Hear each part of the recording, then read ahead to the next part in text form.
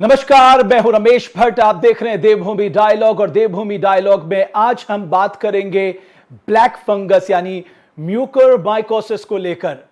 Corona के बाद ये एक दूसरी बड़ी बीमारी है जिसने हम सबके सामने एक बहुत बड़ी चुनौती खड़ी कर दी है। यानी अगर हम डेथ रेट की बात करें, जहां WHO यानी वर्ल्ड हेल्थ ऑर्गेनाइजेशन के मुताबिक जहां कोरोना से होने वाले डेथ रेट का फीसदी जो है वो 2% है, वहीं अगर हम ब्लैक फंगस की बात करें, म्यूकोरमाइकोसिस की बात करें, तो ये तकरीबन 50% के आसपास है। जाहिर है कई सारे सवाल हैं लोगों के ज़हन में कि ये ब्लैक फंगस है क्या, ये कैसे होता है, इसका उपचार क्या है, ये कैसे डायग्नोज होता है, इसका प्रिवेंशन क्या है, किन किन लोगों को ये हो सकता है। ये सारी बातें आज लोगों के ज़हन में हैं। जाहिर तौर पे इसके प्रति अवेयरनेस भी आज बहुत ज़रूरी है। देवभूमि डायलॉग ने आज यही प्रयास किया और इसके लिए आज देवभूमि डायलॉग ने आमंत्रित किया है देश के मशहूर ENT surgeon doctor Ravi Bhatia को। बहुत बहुत स्वागत है डॉक्टर रवि भाटिया, जो बड़े पैमाने पे ब्लैक फंगस से जुड़े मरीजों का इलाज कर रहे हैं। उनके अनुभव को जानेंगे और क्या कुछ हम अपने मरीजों को बता सकते हैं, खासकर जो कोविड से रिकवर हो रहे हैं और जिनका जो डायबिटिक हैं, जिनका शुगर ज़्यादा है, जो स्टेरॉइड ले रहे हैं, उनके लिए क्या कुछ डॉक्टर साहब कहते हैं। डॉक्टर रवि भाटिया, बहुत बहुत स्वागत है देवभूमि डायलॉग में आपका। और सर, मैं ये जानना चाहूंगा कि ये क्या जो ब्लैक फंगस था, क्या ये सेकेंड वेव में ही ये इन्फेक्शन आया है या फर्स्ट वेव में भी ये कहीं ना कहीं था, अब वॉल्यूम ज्यादा है इसलिए सब लोगों की नजरों में आया है? बिल्कुल, आपने जो दूसरी बात आपने कहा ना रमेश जी, कि वॉल्यूम ज़्यादा है। कोविड हमारे पॉपुलेशन में हमारे ये सेकंड वेव के नाम से जानी जा रही है। फर्स्ट वेव भी थी जो करीबन 5-6 महीने हटी, पहले ये खत्म हुई थी। तो उसमें वॉल्यूम कम संख्या होने की वजह से और उसकी जो सिवियरिटी थी, ये जो डबल स्ट्रेन या म्यूटेशन होके आया है वायरस, इसमें सिवियरिटी यानी कोविड की जो इंटेंसिटी है वो भी ज़्यादा है। तो वॉल्यूम ज़्यादा है और इंटेंसिटी भी ज़्यादा है, यानी बीमार भी ज्यादा व्यक्ति पड़े हैं और बीमारी भी ज्यादा आई है। तो इसलिए स्टेरॉइड का इस्तेमाल बहुत ज्यादा मात्रा में एक मरीज को देना पड़ा है, क्योंकि कुल मिला के एक ही यही दवाई थी जो मरीज के ऊपर कारगर थी और अत्यधिक स्टेरॉइड के इस्तेमाल से ये स्थिति बन पड़ी है। लेकिन ये बीमारी फर्स्ट वेव में थी, लेकिन कम संख्या। जी, दूसरा मैं ये जानना चाहता हूं कि जो व्यक्ति रिकवर हो रहा है उसके लिए आप क्या सलाह देंगे कि क्योंकि अब एक भय सा दिमाग में बैठ गया है कि जो कोरोना का पेशेंट है उसके दिमाग में ये डर बैठ गया कि कहीं वो ब्लैक फंगस का शिकार ना हो जाए। बिल्कुल, बिल्कुल जाहिर सी बात है। आज की डेट में जिस व्यक्ति या जिस एक भी व्यक्ति को कोविड के लिए एडमिट होना पड़ता है, उसका पूरा परिवार ही चिंतित हो जाता है और बड़ी मुसीबत के साथ ऑक्सीजन वाला बेड मिलता है। हम सब देख ही रहे हैं, हर जगह इसकी बेड की मारामारी है। कोविड शेल्टर से केयर सेंटर बनाए जा रहे हैं, नाना प्रकार के लोग टेली कंसल्टेशन के सहारे कैसे भी, जैसे दिल्ली या बड़े सिटीज में जाहिर सी बात है, हरिद्वार और आपके वाले जो बड़े अर्बन सिटीज हैं, देहरादून, वहाँ पे भी मुसीबत के पल तो होंगे ही। तो ऐसे में व्यक्ति जब छूट के घर आता है तो परिवार में एक राहत की सांस आती है, खुशी का पल तो नहीं होता। और उसके बाद अचानक ये नई बीमारी उसकी चपेट में ले ले, जिसकी मोर्टेलिटी आपने बिल्कुल सही बताया कि लगभग 30-40% है, बहुत ज्यादा अपने आप में संख्या बन जाती है। तो उसके बाद सबकी होश आवास ही खो बैठता है जब ये डायग्नोस होता है कि भाई आप ब्लैक फंगस का शिकार हो सकते हैं। तो ये एक अपने आप में पैनिक का विषय बन ही जाता है। जी, ये अब हम डबल क्या कर पैनिक का सकते विषय हैं, है। ये जी, हम क्या कर सकते हैं डबल डॉक्टर साहब? पैनिक का विषय है, क्योंकि मरीज, बिल्कुल, बिल्कुल, बहुत ही अच्छा सवाल है रमेश आपका कि हम करें क्या ऐसी स्थिति में। तो देखिए, सबसे पहले तो हमें इसके प्रति जागरूक रहने की ज़रूरत है कि जो भी व्यक्ति हाई रिस्क ग्रुप में आते हैं, एक ग्रुप है जो जिनके अंदर ब्लैक फंगस होने की संभावना कई गुना ज़्यादा है। तो मैं वो बताता हूँ कि कौन से वो ग्रुप हैं जिनको ज़्यादा सचेत रहने की ज़रूरत है।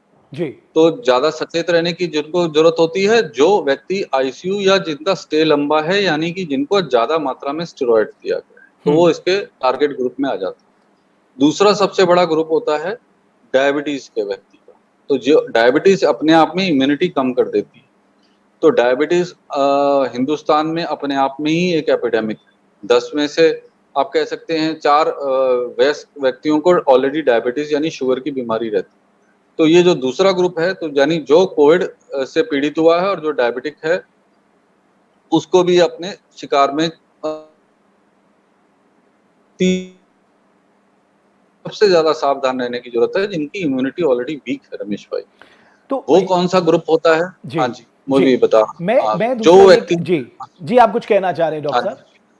बस मैं यही कह रहा हूँ कि कौन से ग्रुप को सबसे ज्यादा सचेत रहने की जरूरत होती है। वो तीसरा ग्रुप, एक तो बताया जिनको स्टेरॉइड्स का मात्रा बहुत अत्यधिक लगी है, जिनको दूसरा, जिनको डायबिटीज है, और तीसरा जैसे कि इम्यूनिटी कॉम्प्रोमाइज ग्रुप, जैसे हम्म कि किसी को ब्लड कैंसर है, किसी को डायलिसिस है, किसी का रीनल ट्रांसप्लांट हुआ है, किसी का ऑर्गन ट्रांसप्लांट हुआ है, किसी का अनीमिया बहुत सीवियर है, उसकी इम्यूनिटी बहुत हद तक कॉम्प्रोमाइज है।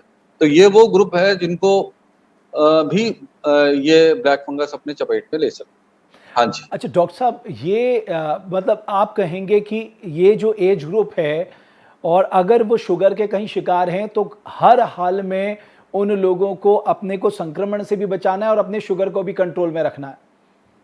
परफेक्ट, बिल्कुल बिल्कुल सही बात है। अगर हमारी जैसे ही एक व्यक्ति जिसकी शुगर आमतौर पे 200 रहती है और 250 रहती है, स्टेरॉइड कोविड के संक्रमण के बाद उनको स्टेरॉइड दिया जाता है। और आजकल रमेश, ये भी हम बहुत ही कॉमनली देख रहे हैं कि लोग व्हाट्सएप के पर्चे से ही मेडिकल स्टोर से जाके स्टेरॉइड की दवा खा रहे हैं, हम्म और डे 1 पे खा रहे हैं। तो उससे इनकी शुगर अगले दिन ही 400, 500, 600 चली जाती है, जो कि इस ब्लैक फंगस के कल्चर के लिए एक फर्टाइल ग्राउंड बन जाती है। हम्म तो इनको तो बिल्कुल ही ध्यान रखने की जरूरत है, शुगर यानी वाले व्यक्ति। यानी डॉक्टर साहब आप कह रहे हैं कि साहब जो मेडिकेशन है वो बिना डॉक्टर की सलाह बिल्कुल नहीं लेना। ज्यादातर लोगों को आजकल मेड्रोल जो है वो हर किसी की जुबान पे है। हाँ बिल्कुल, बिल्कुल जुबान पे है। हर कोई आजकल व्हाट्सएप यूनिवर्सिटी के द्वारा ट्रीटमेंट ले रहा है। एक स्टैंडर्ड पर्चा जो है सोशल मीडिया में सर्कुलेट हो जाता है, जबकि मेड्रोल लेने का एक सही टाइम आता है, सही मात्रा में दी जाती है, जब फीवर 8वें दिन खत्म हो जाता है और कुछ पर्टिकुलर लक्षण होते हैं, तब मेड्रोल दी जाती है। ना कि फीवर के पहले दिन ही मेड्रोल दे देते हैं, तो इम्यूनिटी और डाउन हो जाती है। कोविड का कोहराम उस व्यक्ति के ऊपर और ज्यादा प्रकोप डाल सकता है। तो वो ऐसा नहीं करना है, खुद से तो कभी नहीं लेना। डॉक्टर साहब, क्योंकि आप बहुत बड़े पैमाने पे ये ब्लैक फंगस के मरीजों का इलाज कर रहे हैं, आपका अनुभव क्या है और किस तरह की दिक्कतें आम हैं इन मरीजों में? यानी शुरुआती लक्षण के बारे में बात जी कर रहे हैं आप जी रमेश जी? सिम्टम्स के मैं हाँ, बारे में बात कर रहा देखिए, हूँ। डेंजर, अगर हम डेंजर साइंस कहें कि जिसके प्रति हमें एक सचेत रहना है, तो सबसे पहले तो मैंने बताया कि 3 टारगेट ग्रुप्स हैं, जिनको स्टेरॉइड्स, जिनको डायबिटीज, और या जिनकी इम्यूनिटी कमजोर होने के जो कारण मैंने आपसे शेयर किए। तो ये 3 ग्रुप को तो बहुत ही सावधान, अब किस चीज से या किस लक्षणों के प्रति वो सचेत रहने चाहिए, वो ये है कि जिस भी व्यक्ति को ब्लैक फंगस के जो अर्लीस्ट साइन होते हैं, जब वो आती है तो आधे चेहरे के ऊपर झुर्रियां, टिंगलिंग, नमनेस या एक शार्प शूटिंग पेन, हम्म एक अजीब सा पेन उसको आधे फेस के हिस्से में नॉर्मली होता है। ये जो पेन है वो उसके दांतों के दर्द की तरह भी महसूस हो सकता है, नाक के फुंसी की तरह, या आंखों के पीछे तेज दर्द होता है। तो ये जो सबसे इनिशियल सिम्टम अगर आपको बार 1 या 2 बार आ जाता है, तो भी ऐसे पैनिक होने की जरूरत नहीं है, कई बार वैसे भी हो सकते हैं, लेकिन इसको आम लक्षण नहीं है। हम्म ये ग्रुप इसको आम लक्षण की तरह ना ले, और तुरंत इसके बाद अगले 2 या 3 दिनों के अंदर ये जो दांत की तरफ से अगर ब्लैक फंगस शुरू होगी, तो वो खाना खाने में, चबाने में दर्द करनी शुरू हो जाएगी।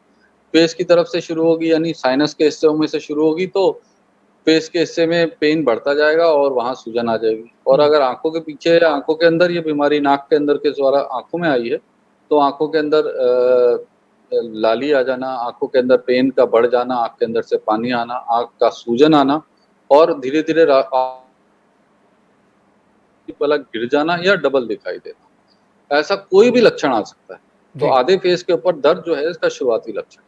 डॉक्टर साहब, इस तरह के सिम्टम्स के लोग जैसे आपके पास आते हैं उपचार के लिए, तो आप उनको क्या सलाह देते हैं और कौन कौन सी जांचों के लिए आप रेकमेंड करते हैं? बहुत ही अच्छी बात है। जैसे ही ऐसा कोई पेशेंट एक डॉक्टर के पास आता है, तो normally family physician, MD medicine, ENT, IO, किन्हीं के पास भी पहुंच सकते हैं। तो जो स्टैंडर्ड आज की मॉडर्न मेडिसिन के हिसाब से, हम्म अगर डॉक्टर को ये लगता है, उसके चिकित्सक को लगता है कि ये ब्लैक फंगस का केस हो सकता है, तो जो सबसे शुरुआती जांच होती है वो नाक की एंडोस्कोपी, जो एक ईएनटी के द्वारा की जाती है, यानी नाक में दूरबीन की जांच। और जो दूसरी सबसे इम्पोर्टेंट जांच होती है वो एमआरआई। कई बार लोग अभी कोविड काल में काफी लोगों ने अपने छाती के सीटी स्कैन, आप भी जानते होंगे, खुद ही जा के करवाए हैं, हम्म सीटी चेस्ट। तो लोगों को लगता है कि भाई फेस का सीटी करा लें, लेकिन फेस का सीटी स्कैन इसके अंदर कोई बहुत ज्यादा कारगर या बहुत सफल जांच नहीं है, वो इन बीमारियों को मिस कर जाता है। एक अच्छा एमआरआई ही हमें इस बीमारी के बारे में थोड़ा आइडिया दे सकता है, नाक की दूरबीन और एक चिकित्सक की दूरदर्शिता ही ब्लैक फंगस को डायग्नोस कर सकती है। डॉक्टर साहब, ये किन किन अंगों पे इसका असर पड़ सकता है? अगर किसी को ये सिम्टम्स आ रहे हैं और फिर बाद में ये पता लगता है कि साहब ये ब्लैक फंगस का शिकार है, तो ये शरीर के किन किन अंगों को प्रभावित कर सकता है? हाँ जी, बिल्कुल, बहुत अच्छी बात है। फंगस ये एक इन्फेक्शन है जो फंगस है और फफूंदी है जो ब्लैक कलर की होती है। ब्लैक कलर इसलिए क्योंकि जहाँ पे भी ये पड़ती है उस एरिया का खून का दौरा खत्म हो जाता है, खून का संचार उस एरिया में बंद हो जाता है और वो एरिया काला पड़ जाता है, इसीलिए इसका नाम ब्लैक फंगस।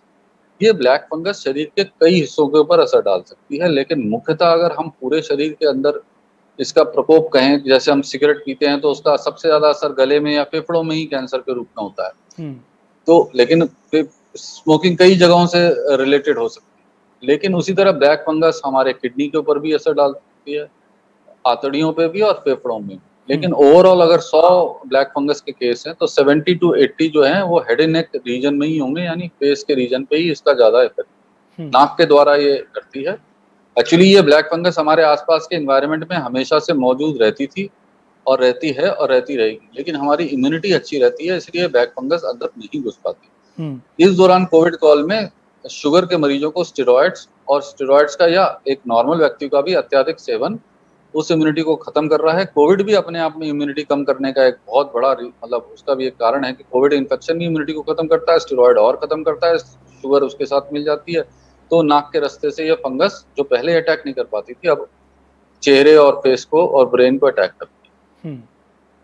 डॉक्टर साहब, कई बार ये भी सामने आया है कि जिनको शुगर नहीं भी है उनको भी इस बीमारी ने अपने चपेट में लिया है, यहाँ तक कि कुछ मामले बच्चों के भी रिलेटेड आए हैं।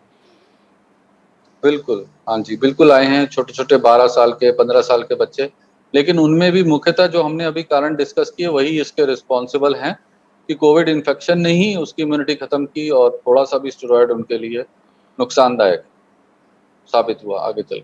नहीं तो डॉक्टर यही साहब, कारण है और आप कोई मानते हैं कि हमने आपने सही कहा कि व्हाट्सएप यूनिवर्सिटी से एक स्टैंडर्ड पर्चा चलता है, लोग खुद से ट्रीटमेंट शुरू कर दे रहे हैं।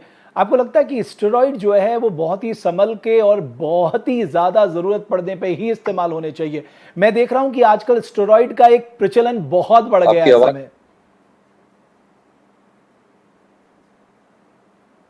हेलो डॉक्टर भाटिया, मेरी आवाज आ रही है आप तक? बीच में डिस्कनेक्ट हो गई थी। मैं कह रहा था ये स्टेरॉइड्स को देने का प्रचलन बहुत बढ़ गया है इस समय। हाँ जी, एक्चुअली क्या हुआ कि एक तो बीमारी है और एक है पैनिक साइकोलॉजिकल। तो कोई भी बीमारी होती है तो मतलब वो बीमारी भी हमें तकलीफ करती है और उसका एक साइकोलॉजिकल यानी मनोवैज्ञानिक इफेक्ट भी होता है। तो कोविड की बीमारी ने भी वैसा ही किया कि बीमारी ने भी परेशान किया और लोगों का साइकोलॉजिकली इतना ज्यादा फियर है कि लोग बाहर नहीं निकलेंगे, तुरंत हम अपने आप अपने पड़ोसी को नहीं बताएंगे, कहीं पता ना चल जाए, जो पिछली वेव में जैसा हमारा एक थॉट प्रोसेस था जो कि अब खत्म हो चुका है। तो लोगों ने फटाफट अपने यही व्हाट्सएप वाले पर्चे में, और लोगों ने भी कहा कि भाई मेरे मामा जी ने यही व्हाट्सएप का पर्चा यूज किया था। एक सोच को प्रभावित करता है, तो उनके लिए जो उनके मामा जी के लिए सही था वो हो सकता है मेरे लिए सही ना हो। तो लेकिन लोग ऐसा सोचते नहीं और वो फटाफट पैनिक बाइंग हुई कि मैं ये दवाई खत्म हो जाएगी, ये दवाई शॉर्ट हो गई, एक तरह तरह का अफवाह या एक नेगेटिविटी के माहौल में इनका कंजप्शन कई गुना ज्यादा बढ़ गया, जो कि फाइनली समाज को भुगतना पड़ा। डॉक्टर साहब, ब्लैक फंगस का इलाज क्या है?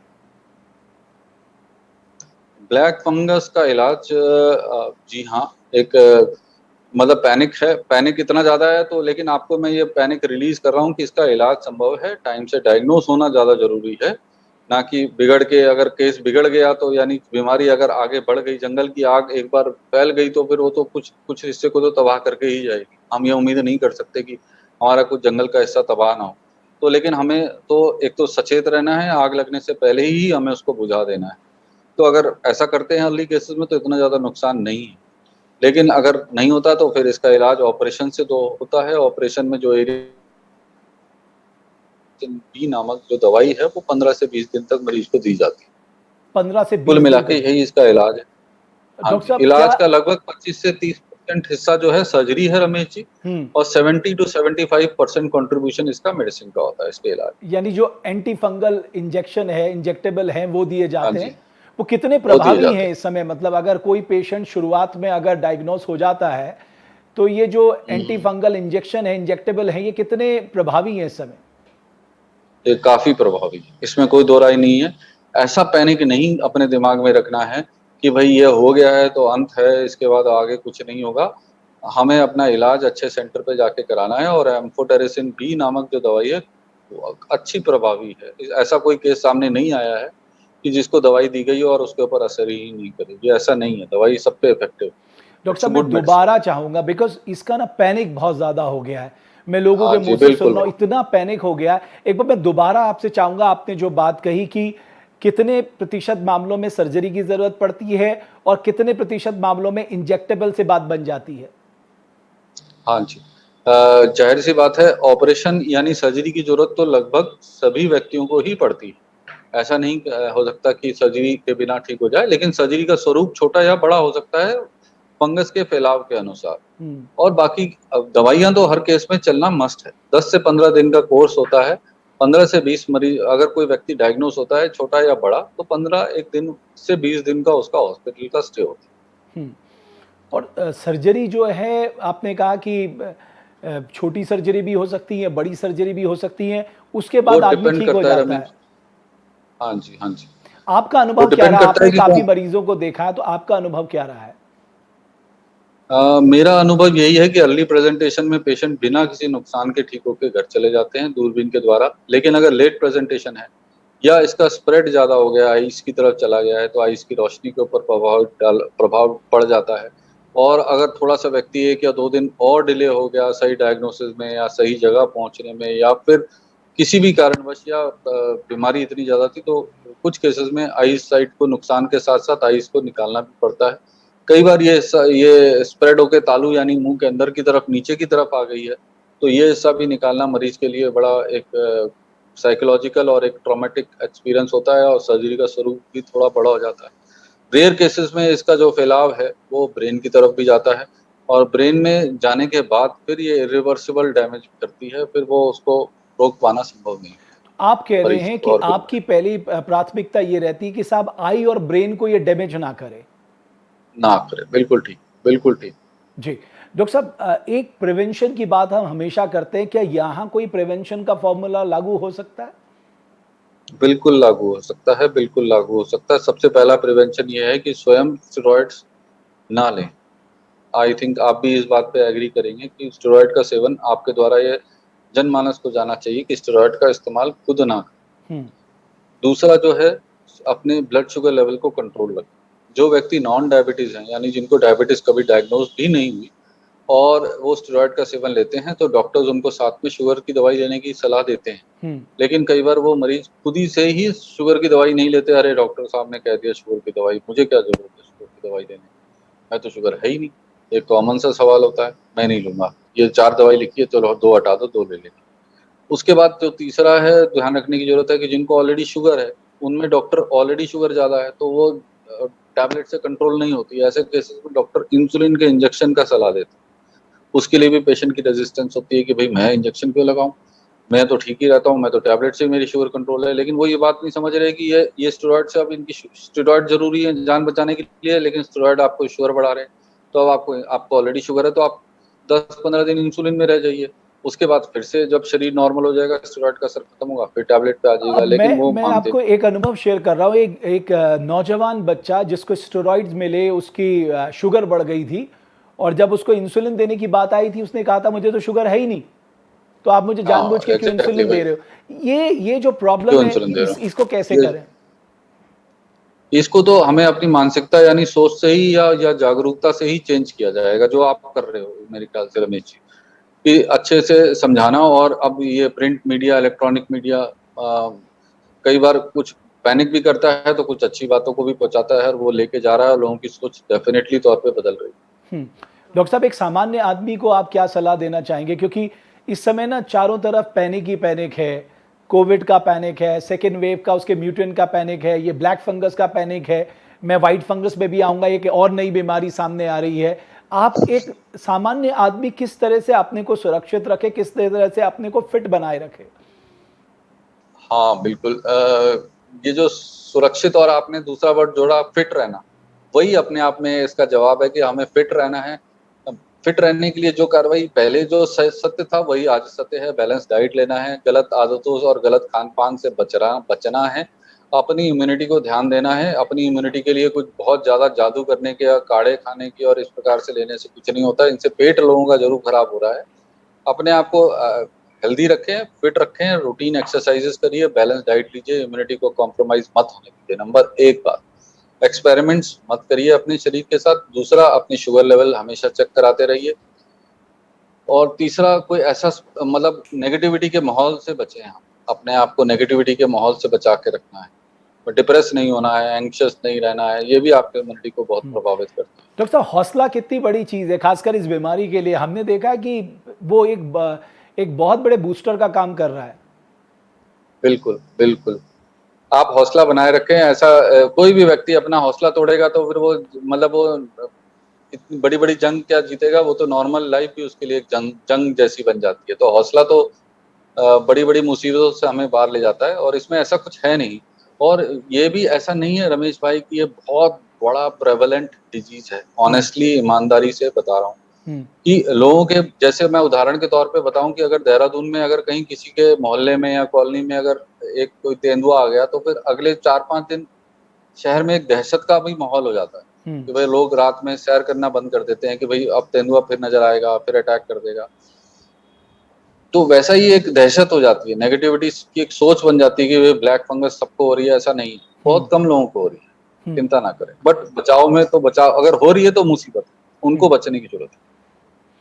तो आप ये कह रहे हैं कि इसका एक लिमिटेड इन्फेक्शन है, इतना ज़्यादा। सर, हाँ, ये जो लिमिटेड। महामारी कई राज्यों ने घोषित कर दी और उसके बाद एक राज्य ने की, फिर दूसरे राज्य ने की, तीसरे राज्य ने की, हाँ, चौथे राज्य ने बिल्कुल। की, उसने भी एक ऐसा भाव बना दिया कि अगर राज्य सरकार भाव इसको बना दिया, महामारी बिल्कुल। घोषित कर रही है तो इसका मतलब जी आपकी ज़िंदगी खतरे में है।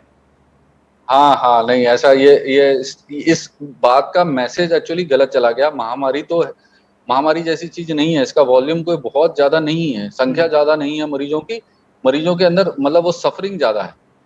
तो लेकिन महामारी घोषित की होगी शायद राज्य सरकारों ने कि युद्ध स्तर पे कदम उठाने चाहिए ताकि मरीज़ों की जान ना जाए क्योंकि घातक बहुत है, लेकिन संख्या ज़्यादा नहीं है, इसलिए। नहीं। वो थोड़ा-सा मैसेज शायद गलत जा रहा है महामारी बोल के, जी। ऐसा नहीं है। डॉक्टर साहब, फंगल इन्फेक्शन तो हमारे जीवन में आम है। बिल्कुल ठीक। पहले से ही हमारे यहाँ ये उन फंगल इन्फेक्शन से अलग कैसे है, ये जो ब्लैक फंगस, जो म्यूकोमाइकोसिस की बात हो रही है? बिल्कुल, ज़ाहिर-सी बात है कि भई बैक्टीरिया, फंगस, वायरस ये तो हमारे साथ रहते ही थे। हुँ, जैसे अब ये कोविड का भी वायरस ही है, लेकिन ये वायरस तो हमारे साथ इस तरह से पहले भी बहुत सारे वायरस के हम शिकार होते ही रहे। लेकिन कोविड एक सीवियर वायरस था या वायरस है, जो हमें निमोनिया करता है और काफ़ी लोगों की फ़ेटल करता है, मतलब मुसीबत कर देता है, निमोनिया बिगड़ जाने के बाद ठीक ही नहीं होता। तो उसी तरह ये भी फंगस भी हमारे साथ तरह-तरह की फंगस मौजूद है और हम तरह-तरह के फंगस के शिकार होते ही आते हैं। हुँ, लेकिन ये ब्लैक फंगस बहुत ही रेयर होती है और ये सिर्फ़ एक ही ग्रुप को अटैक करती है जिनकी इम्यूनिटी खत्म है। ये हुँ, नॉर्मल आदमियों पे अटैक नहीं कर सकती जिनकी इम्यूनिटी ठीक है। हुँ, लेकिन ये अटैक ही उनका इसका उसका टारगेट ग्रुप वही है जिनकी इम्यूनिटी खत्म। हुँ, लेकिन इम्यूनिटी खत्म होने के बाद जब ये अटैक करती है तो ये इसके अंदर ब्लड वेसल्स को यानी खून की नसों को ब्लॉक कर देने की क्षमता होती है, तो उस एरिया में खून की सप्लाई बंद हो जाने की वजह से वो एरिया सड़ जाता है, काला पड़ता है। हुँ, अब जब खून ही नहीं जाएगा तो हम कितनी भी दवाई दे दें उस एरिया में, दवाई किसी पर्टिकुलर खराब एरिया में पहुँचती है ब्लड के द्वारा, अगर ब्लड ही नहीं जा रहा तो दवाई भी नहीं पहुँचती। हुँ, तो इस तरह से ये थोड़ी खतरनाक हो जाती है और ये इसके अंदर दूसरी ताकत होती है कि ये हड्डी को भी गला देती है, तो उस तरह दिमाग तक पहुँचने में ज़्यादा देर नहीं लगाती। 8 हुँ, से 10 दिन में ये दिमाग तक सीधा कर देती हुँ, है, नॉर्मली। हुँ। अच्छा, तो आप कह रहे हैं 10 इसीलिए दिन तक ये ब्रेन तक पहुँचने की क्षमता है इसकी?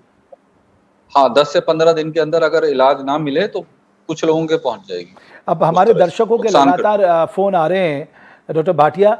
एक दर्शक का ये कहना है कि मेरे भाई जो हैं वो कोविड पॉज़िटिव थे और अब वो रिकवर कर रहे हैं, घर में आए हैं। मुझे किस तरह से उनका ध्यान रखना है? है। एक तो अच्छा डाइट देना है, जरूरत से ज्यादा या कुछ ऐसा सुपर एक्सरसाइजेस करने लग जाते हैं कुछ लोग कि घर आए हैं मैं तुरंत ही दौड़ने लग जाऊंगा, पसीने लगाऊंगा, बहाऊंगा, मैं योगा करूंगा, मैं हर प्रकार के नाना प्रकार के, ये अभी जब आपकी बॉडी तैयार नहीं हो तो ऐसे इस तरह की एक्टिविटी ना करें, उल्टा इसके ऊपर विपरीत असर पड़ता है। रिलैक्स रहें, घर के अंदर रहें, धूप में ना घूमें, तेज धूप में पसीने निकलने से शरीर और कमजोर होगा, इस तरह की कोई एक्टिविटी ना करें। खाना पीना प्रॉपर लें, liquid diet, high liquid diet पे रखें, इम्यूनिटी को रिस्टोर करें, जल्द काम पे लौटने की चिंता ना करें और अपनी शुगर लेवल को कंट्रोल रखें और डॉक्टर के साथ संपर्क करें। डॉक्टर साहब, एक और पेशेंट है, उनका ये कहना है कि मैं बहुत कमजोरी महसूस कर रहा हूँ, मैं कोविड से रिकवर जरूर हुआ हूँ बट बहुत कमजोरी महसूस कर रहा हूँ। वो कोविड का साइड इफेक्ट है, ब्लैक फंगस का निशानी नहीं है। जी डॉक्टर साहब, साथ ही ये वाइट फंगस क्या है? अभी आजकल प्रचलन में वाइट फंगस भी आ गया, यहाँ एक ब्लैक से पीछा नहीं छूट रहा, वाइट भी आ गया। ये कुछ नहीं है, अफवाहों का बाजार गर्म है, यही कह सकता हूँ। ये तो पहले भी रहती थी, ऐसा कुछ नया नहीं है। कैंडिडा इन्फेक्शन तो रहता ही है, वो नॉर्मल है, वो दवाइयों और क्रीम लगाने से ठीक हो जाता है। डॉक्टर ये साहब, कोई मतलब एक बात बन गई, जैसे एक बार भूकंप आ जाता है तो कुछ दिन तक लोग कि आज 8 तारीख को भूकंप आया था तो 11 को भी आएगा, 15 को भी आएगा, वैसा ही है। डॉक्टर साहब, मेडिसिन का क्या स्टेटस है? जो एंटी फंगल इंजेक्टेबल है उनकी अभी क्या स्थिति है? मारामारी है, मारामारी है, नहीं मिल रही है बाजार में, क्योंकि इसकी जो प्रोडक्शन थी, मतलब किसी की गलती नहीं है, हम फटाफट हर किसी भी नेगेटिव माहौल में किसी की गलती या लेवल ढूंढने की कोशिश करते हैं। ये बीमारी ही बहुत कम होती थी और जो जाहिर सी बात है दवाइयाँ भी कम बनेगी जो बीमारी कम है, लेकिन ये बीमारी कई गुना ज्यादा बढ़ गई, कई गुना, मतलब कई गुना का मतलब कह सकते हैं कि अपने संख्या से कई गुना ज्यादा बढ़ी। हम्म। तो दवाइयों की ऑब्वियसली शॉर्टेज होनी थी। एक व्यक्ति को 100 इंजेक्शन लगते हैं तो मार्केट में एक व्यक्ति ही 100 इंजेक्शन लगवा लेता है, तो उसकी वजह से शॉर्टेज। तो कितने इंजेक्टेबल की जरूरत होती है अगर कोई व्यक्ति को ऐसा फंगल है, ये इन्फेक्शन है, तो कितने इंजेक्टेबल की जरूरत होती है? लगभग एक व्यक्ति को 80 से 100 इंजेक्शन लगते हैं, 80 से 100 इंजेक्शन। डॉक्टर साहब, इनकी मार्केट में कीमत क्या है? उसके 5 से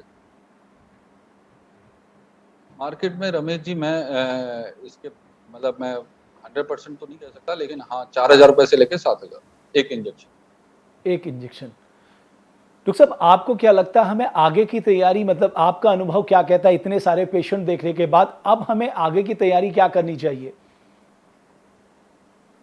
रिगार्डिंग कोविड, हाँ, रिगार्डिंग कोविड। कोविड तो रमेश जी, हमें मेरे ख्याल से भारत सरकार अपने स्तर पे, युद्ध स्तर पे कार्रवाई कर रही है। कोविड रिलेटेड जो हमारे हाइजीन है या बिहेवियर पैटर्न्स हैं, उनको सबको मिलके जब पालन करेंगे तभी कुछ संभव है कि तीसरी वेव से हम बचे। नंबर 1। नंबर 2, वैक्सीनेशन ड्राइव युद्ध स्तर पे सरकार कई कई तरह के दूसरे कंट्रीज के साथ समझौते करके कर रही है और लोगों में भी इनिबिशन खत्म हो गया है, वैक्सीन को लेकर हर कोई व्यक्ति तैयार है। तो इनिबिशन, वैक्सीनेशन ड्राइव और दूसरा कोविड रिलेटेड बिहेवियर, यही 2 चीजें हमें बचा सकती हैं। डॉक्टर साहब, मैं आपका बहुत बहुत धन्यवाद देना चाहूँगा। आप देवभूमि डायलॉग से जुड़े, इतनी महत्वपूर्ण बात आपने कही। जाते जाते बस एक बार और आप हमारे दर्शकों को बता दीजिए कि जो ब्लैक फंगस नाम की इस बीमारी से बहुत डरे हुए हैं, बहुत पैनिक हैं, उनको एक लास्ट वर्ड आपका। लास्ट वर्ड, परेशान होने वाली बात नहीं है। इसकी संख्या जो हमारे व्हाट्सएप यूनिवर्सिटी जो चल रही है या सोशल मीडिया है, उसके अपितु बहुत ही कम है मरीजों की संख्या।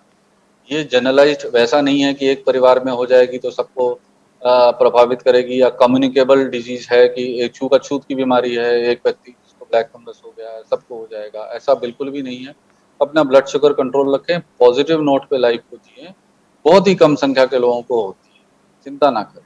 और अगर हो भी जाए तो तुरंत डॉक्टर के पास इलाज टाइम से जाने पे 100% उपलब्ध संभव है। बहुत बहुत धन्यवाद डॉक्टर रवि भाटिया। आपने जिस पॉजिटिव नोट के साथ लोगों को एक संदेश दिया है, जाहिर तौर पे जो लोग भी इस कार्यक्रम को देख रहे हैं उनके लिए सबसे बड़ा संदेश ये है कि अगर ब्लैक फंगस के सिम्टम्स हैं, तत्काल डॉक्टर के पास जाइए। आप ठीक हो सकते हैं, पैनिक फैलने की जरूरत नहीं है। ये कोई संक्रमण वाली बीमारी नहीं है कि किसी को परिवार में है तो दूसरे को भी हो जाएगी, और इसका पूरा इलाज संभव है। बहुत बहुत शुक्रिया देवभूमि डायलॉग के लिए समय देने के लिए। बहुत बहुत शुक्रिया डॉक्टर भाटिया आपका, और बहुत बहुत धन्यवाद आप सभी दर्शकों का हमारी इस खास पेशकश को देखने के लिए।